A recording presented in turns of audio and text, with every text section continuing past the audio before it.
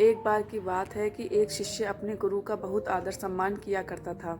गुरु भी अपने इस शिष्य से बहुत स्नेह करते थे, लेकिन वह शिष्य अपने अध्ययन के प्रति आलसी और स्वभाव से दीर्घसूत्री था। सदा स्वाध्याय से दूर भागने की कोशिश करता था तथा आज के काम को कल के लिए छोड़ दिया करता था। अब गुरुजी कुछ चिंतित रहने लगे कि कहीं उनका यह शिष्य जीवन संग्राम में पराजित न हो जाए। आलस्य में व्यक्ति को कर्मण्य बनाने की पूरी सामर्थ्य होती है। ऐसा व्यक्ति बिना परिश्रम के ही फल भोगने की कामना करता है। वह शीघ्र निर्णय नहीं ले सकता और यदि ले भी लेता है तो उसे कार्यान्वित नहीं कर पाता। यहाँ तक कि अपने पर्यावरण के प्रति भी सजग नहीं रहता और न भाग्य द्वारा प्रदत्त सुअवसरों का लाभ उठाने की कला में ही प्रवीण हो पाता है।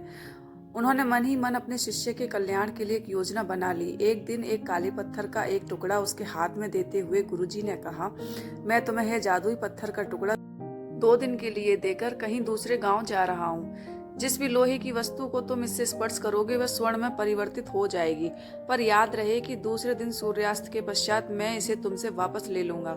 शिष्य इस अवसर को पाकर बड़ा प्रसन्न हुआ, लेकिन आलसी होने के कारण उसने अपना पहला दिन यह कल्पना करते करते बिता दिया कि जब उसके पास बहुत सारा स्वर्ण होगा तब वह कितना प्रसन्न, सुखी, समृद्ध और संतुष्ट रहेगा।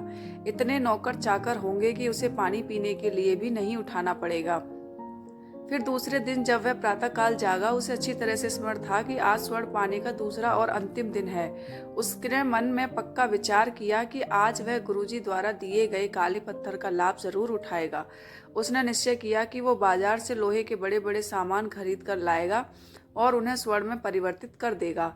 दिन बीतता गया, पर वह इसी सोच में बैठा रहा कि अभी तो बहुत समय है, कभी भी बाजार जाकर सामान लेता आएगा। उसने सोचा कि अब तो दोपहर का भोजन करने के पश्चात ही सामान लेने निकलूंगा, पर भोजन करने के बाद उसे विश्राम करने की आदत थी और उसने बजाय उठ के मेहनत करने के थोड़ी देर आराम करना उचित समझा। पर आलस्य से परिपूर्ण उसका शरीर नींद की गहराइयों में खो गया और जब वो उठा तो सूर्यास्त होने को था। अब वह जल्दी जल्दी बाजार की तरफ भागने लगा, पर रास्ते में ही उसे गुरुजी मिल गए। उनको देखते ही वह उनके चरणों पर गिरकर उस जादुई पत्थर को एक दिन और अपने पास रखने के लिए याचना करने लगा, लेकिन गुरुजी नहीं माने और उस शिष्य का धनी होने का सपना चूर चूर हो गया। पर इस घटना की वजह से शिष्य को एक बहुत बड़ी सीख मिल गई। उसे अपने आलस्य पर पछतावा होने लगा। वह समझ गया कि आलस्य उसके जीवन के लिए एक अभिशाप है और उसने प्रण किया कि अब वो कभी भी काम से जी नहीं चुराएगा और एक कर्मठ, सजग और सक्रिय व्यक्ति बनकर दिखाएगा।